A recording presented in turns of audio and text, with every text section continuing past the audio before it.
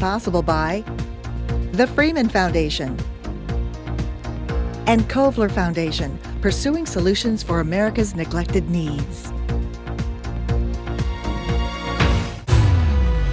Wow, that is unbelievable.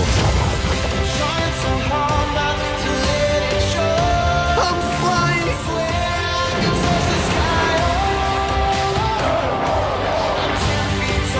Stay curious.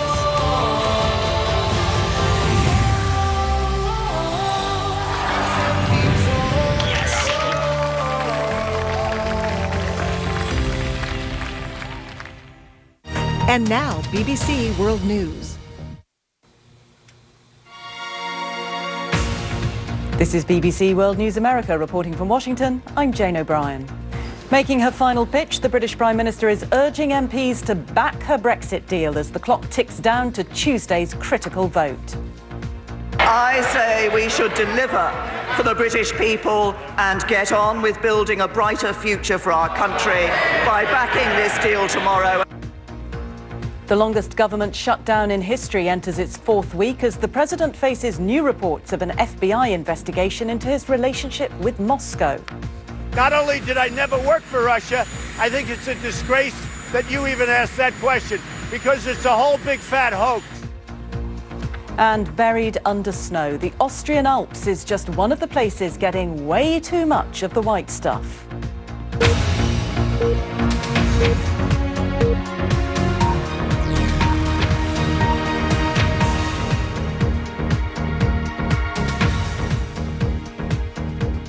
Welcome to our viewers on public television in America and around the globe. The next 24 hours will be pivotal in deciding the course of Brexit and the UK. That judgment is probably the only thing that both sides agree on. 2.5 years after Britain voted to leave the EU, the divorce agreement is still mired in uncertainty.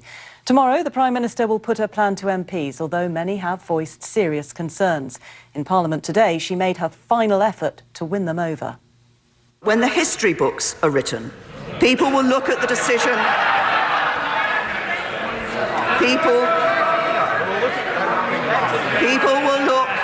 People will look at the decision of this House tomorrow and ask, did we deliver on the country's vote to leave the European Union? Did we safeguard our economy, our security and our union? Or did we let the British people down? I say we should deliver for the British people and get on with building a brighter future for our country by backing this deal tomorrow, and I commend this statement to the House. Well, despite the Prime Minister's appeals, it is far from certain she will win the vote, and there are real questions about what will happen if her plan is defeated. The BBC's Deputy Political Editor John Pienaar has been taking a closer look for us. Theresa May's been fighting against heavy odds, and she still is, to get her Brexit deal approved. It's not all facing huge resistance. Plans for citizens' rights, so Europeans here can stay, are broadly in place, though even that's not settled on both sides. An end to free movement is a big part of the plan, though the policy on who'll be allowed into Britain is still a work in progress. But the latest letters from Brussels won't change the fact that Mrs May is staring at defeat for her plan. The real problem is in the fine print. It allows a transition period, no great change, till the end of 2020 and a year more, if wanted, till there's a full-fledged trade deal with the EU.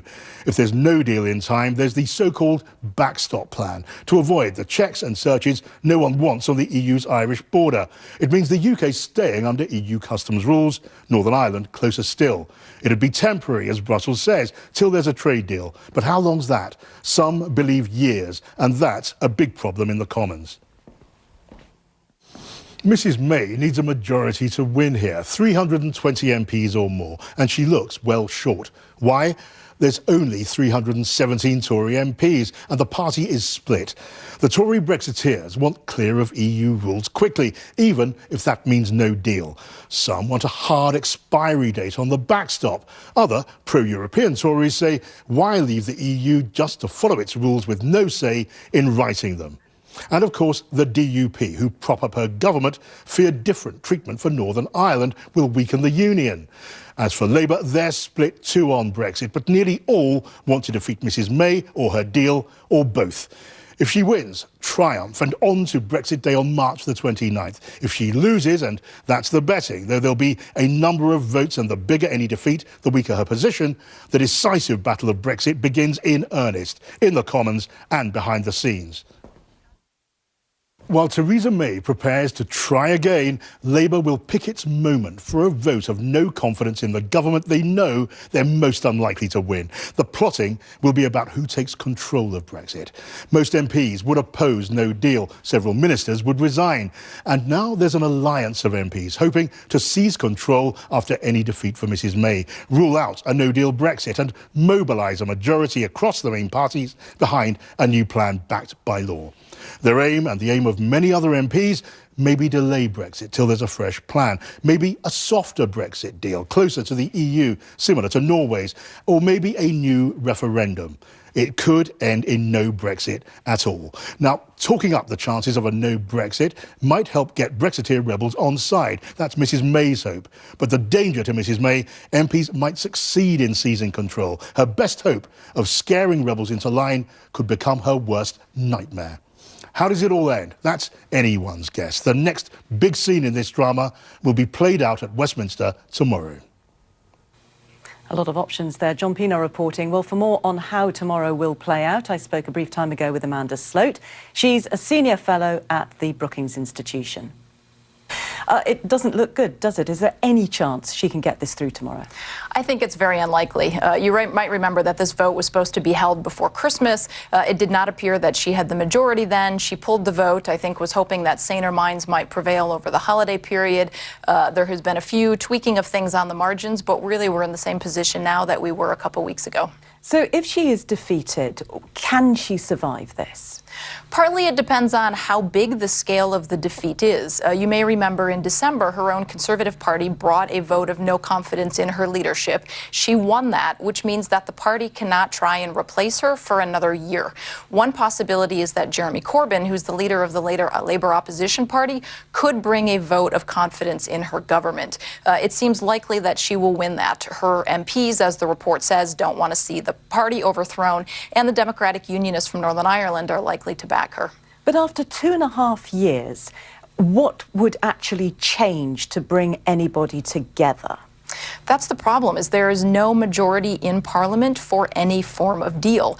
Even Labour leader Jeremy Corbyn wants to have a new general election because he thinks he can negotiate a better deal. Some people are advocating a referendum, but you still have a divide in the country in terms of whether or not people support.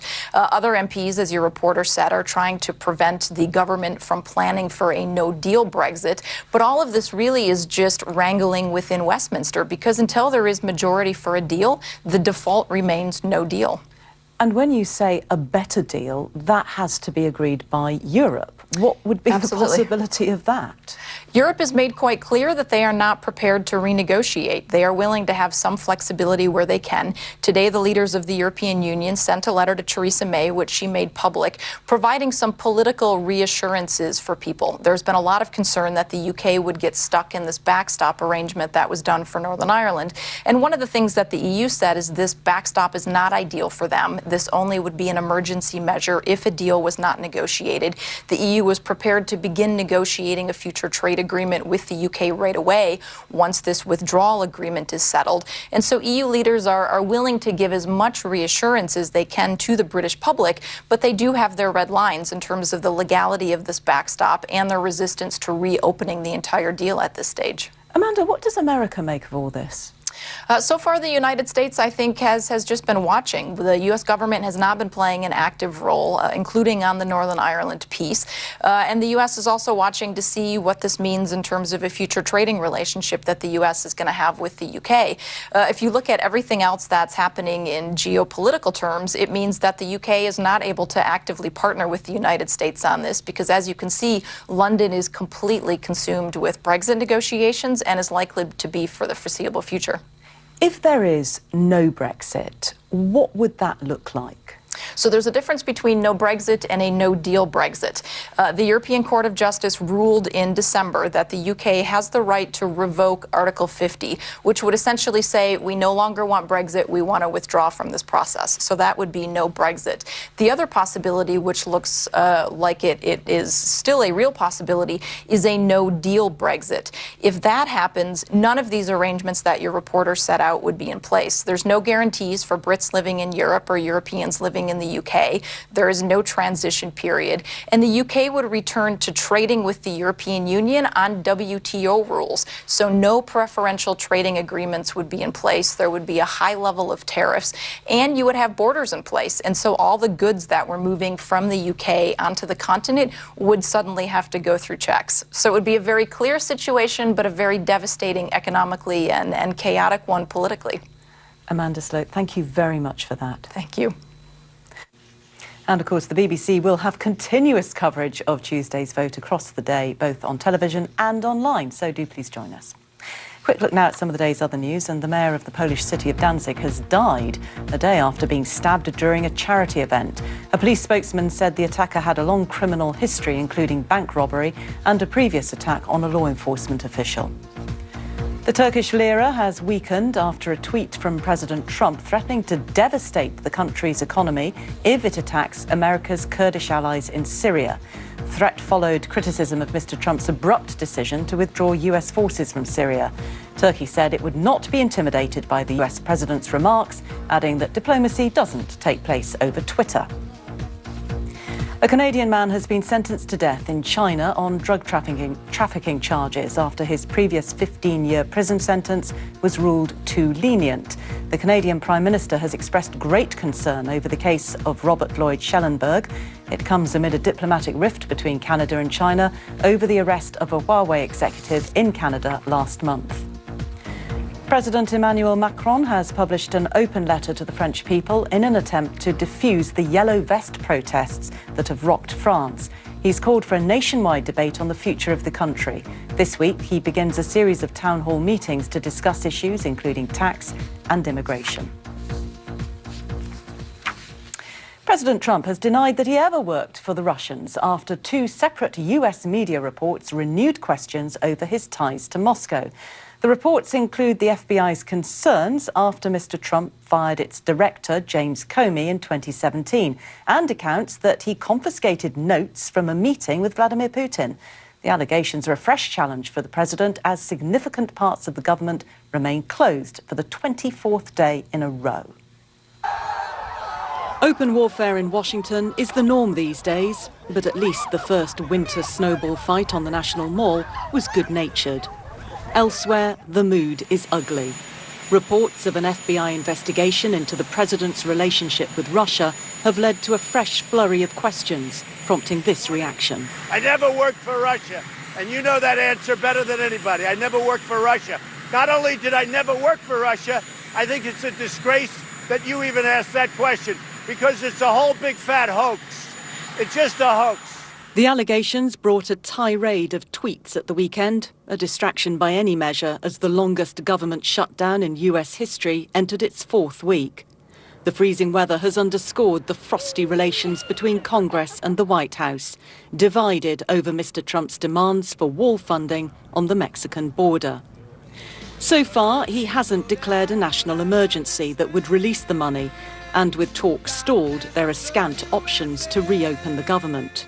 The government remains shut down for one reason and one reason only. The Democrats will not fund border security, our safety, our national security.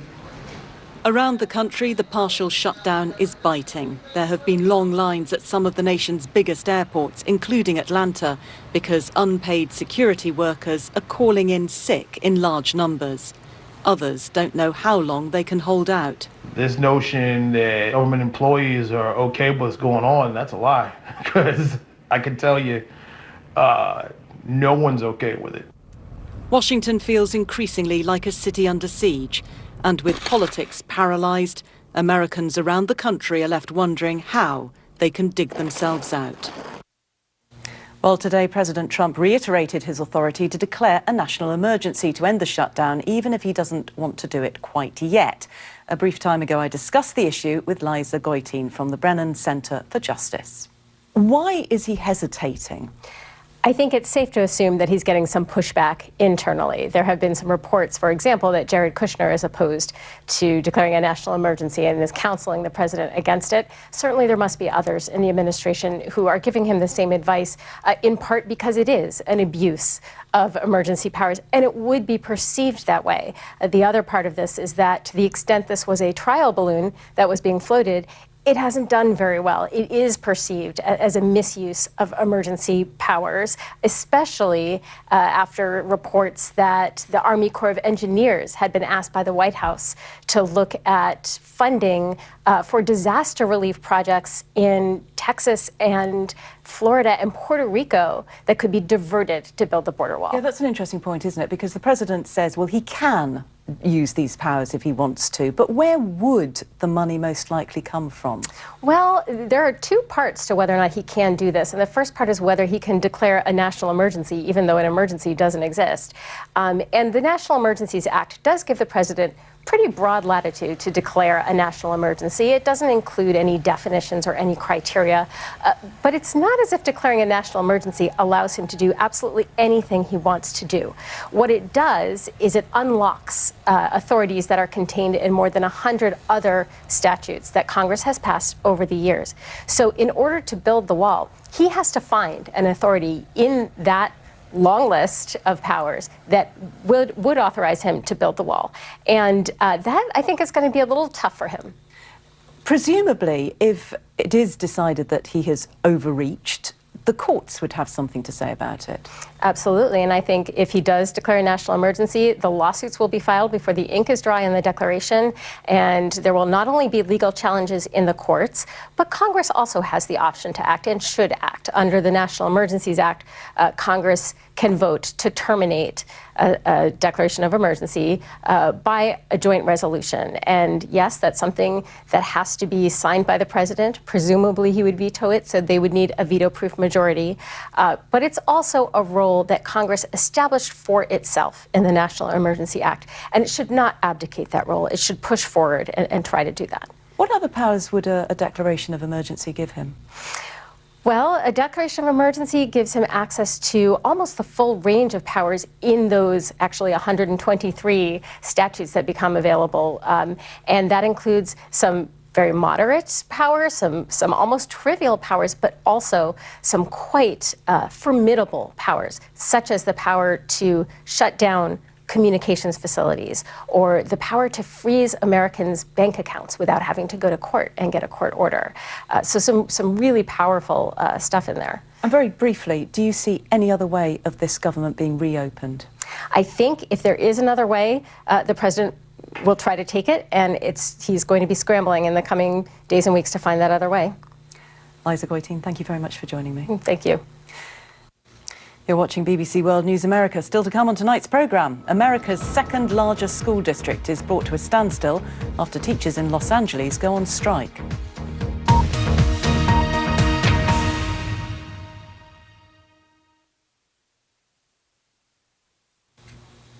A British Iranian mother detained in Tehran has begun a 3-day hunger strike in protest against being denied specialist medical care, including neurological attention. Nazanin Zaghari-Ratcliffe was jailed for 5 years in 2016 after being convicted of spying, which she denies. The aid worker has endured pressure to spy on the UK for Iran, according to her husband, Richard Ratcliffe. The BBC's Carolyn Hawley reports. This was Nazanin Zaghari-Ratcliffe nearly 3 years ago after taking her young daughter to Tehran to visit family. She thought she was going home when she was approached by Iran's Revolutionary Guards.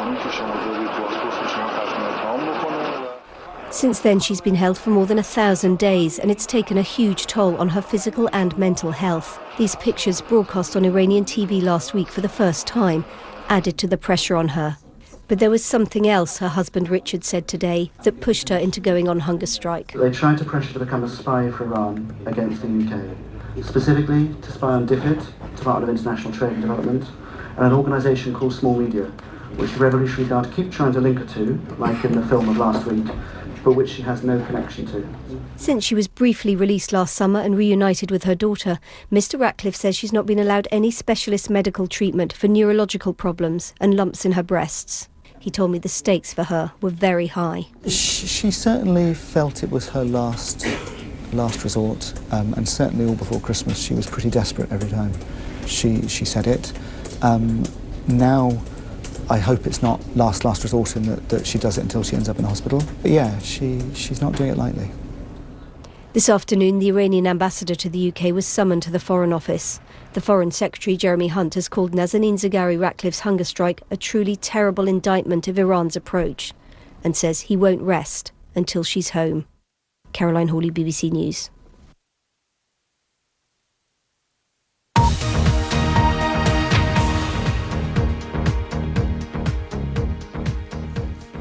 Teachers have gone on strike in Los Angeles after talks in the nation's second-largest school district collapsed. Teachers braved the rain to join the picket line to demand better pay, smaller class sizes and additional resources. From Los Angeles, the BBC's Dan Johnson reports. This is what it looks like when America's second biggest school district goes on strike. Despite pouring rain, thousands of teachers marched through Los Angeles with an angry message. The billionaire privatizers want to destroy public schools because they can't control them. And we are here to say that public education is worth fighting for, it's worth fighting for, it's worth fighting for. It was a noisy start to a different sort of school day, and parents have faced picket lines and difficult dilemmas. I don't think there will be actual education. I think it's more of, I guess, it's just somewhere to keep the kids. I have to work and I can't keep him at home. This was your only option? Yeah, pretty much. And what do you think about that? The fact that the teachers are not Well, doing I their support jobs? the teachers. My older daughter's in 4th grade and she's got 35 kids in her class, and it's too many kids. And I have friends who have kids in middle school with 45 kids in their class. There's no way anybody's learning something. Hey, hey, ho, ho. The teachers echo that. They're concerned about pay and the lack of support staff like librarians, mental health counsellors and school nurses. I should be in there singing with the kids. That's why I teach. I like to go in there and start our day with a song, singing with a classroom full of children. But instead we're out here fighting for the future of public education. I spent about $1,000 just setting up my classroom at the beginning of the year. That's your own money? My own money. And I don't get that reimbursed. That's money that you just spend, and people do it all the time. I don't know a teacher that spends less than $500 setting up their classroom at the beginning of the year. The school district says it wants the same things. The disagreement is about how to fund them. We would encourage them, we urge them to resume bargaining with us anytime, anywhere. 24/7, we'd like to resolve this. There are some big numbers here. Thousands of teachers on strike, hundreds of thousands of pupils affected. And bear in mind too, more than 80% of the kids in this city rely on their school for breakfast and lunch. So this is already about more than just education, and with no sign of a resolution, more protests and further disruption look likely. Dan Johnson, BBC News, Los Angeles.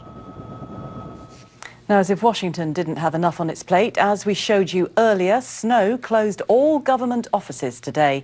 And even the First Lady was tweeting the view from a wintry White House on Sunday.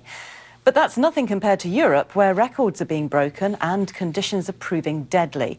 The situation is particularly severe in the Austrian Alps, where our correspondent Bethany Bell reports. The ski resort of Hochkar in the central Austrian Alps is sinking in snow. It was evacuated a week ago because of the danger of avalanches. Now, soldiers and firefighters are trying to dig it out. It's going to take a long time. The snow is several stories high. This is the ground floor here, but on the second story, it actually looks pretty much the same. This happened over the last 6 or 7 days. It started to snow and really didn't stop. In the nearby town of Annaberg, the streets are deserted. Getting around is difficult. People are staying indoors if they can. Some of the snow piles here in Annaberg are taller than I am. It's been a very long time since this region has had such a hard winter. And it's an uphill battle to try and keep the roads clear. This street near the school will have to be cleared again soon. Over the weekend, 3 skiers from Germany died in an avalanche in Lech in western Austria. They were found on a ski route that had been closed off. A 4th person is still missing. Rescue workers had to call off their search as it was too dangerous to continue. Bethany Bell, BBC News, Annaberg in the Austrian Alps. And the weather forecasts don't look good for either Europe or for here. More snow on the way. And of course, you can find more on all the day's news at our website. And to see what we're working on at any time, do please check us out on Twitter. I'm Jane O'Brien. Thank you very much indeed for watching BBC World News America.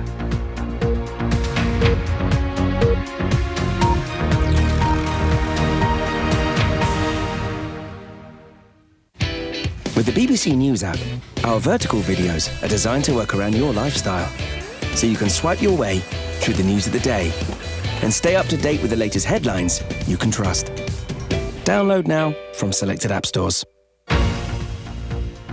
Funding of this presentation is made possible by the Freeman Foundation and Kovler Foundation, pursuing solutions for America's neglected needs.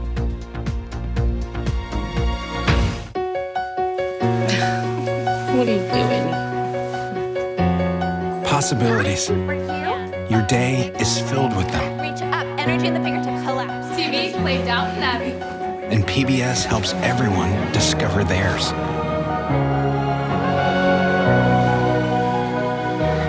Anytime, anywhere. Up in the sky, you can see it. PBS, we're with you for life. BBC World News was presented by KCET Los Angeles. Support for this program on the Community Idea Stations comes from our members in partnership with... Ew, stinky. Natural gas smells like rotten eggs. Bad smell. Good reason, your safety. A strong rotten egg odor could mean natural gas is escaping. Making you aware, keeping you safe. We're Richmond's Natural Gas Safety Awareness Program. 50 Plus Magazine, offering health and financial information geared to boomers and seniors. 50 Plus is available at area grocery stores, pharmacies, senior centers, and libraries. 50plusrichmond.com. Skip With Academy, providing educational childcare for infants, toddlers, preschoolers, and school-age children. Skip With Academy also offers full-time Montessori programs. More information at skipwithacademy.com. WCVE News is your source for news from the General Assembly. Tune in to daily updates on radio and TV. For WCVE's complete coverage, go to ideastations.org/assembly19. Next time on Antiques Roadshow, there's good news for this guest. They are by Bertoya. Hey, I'm going to go home and celebrate. Never did I dream that. But how good is it? Find out next time on Antiques Roadshow from Meadowbrook Hall.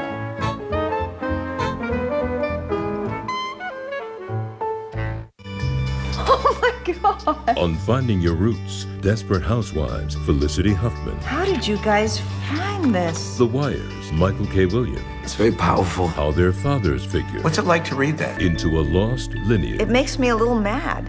A little angry. Ancestry Uncovered. This is amazing. We are family. Yes, sir. But Papa was a Rolling Stone. Finding Your Roots.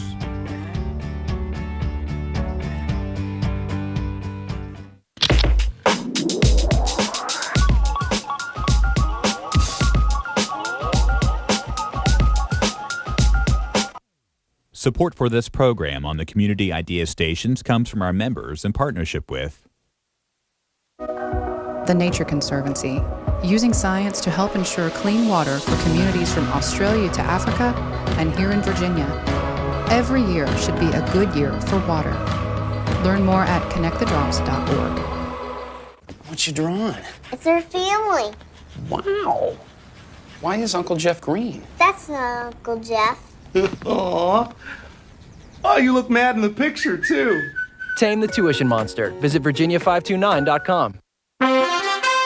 This is Nightly Business Report with Bill Griffith and Sue Herrera.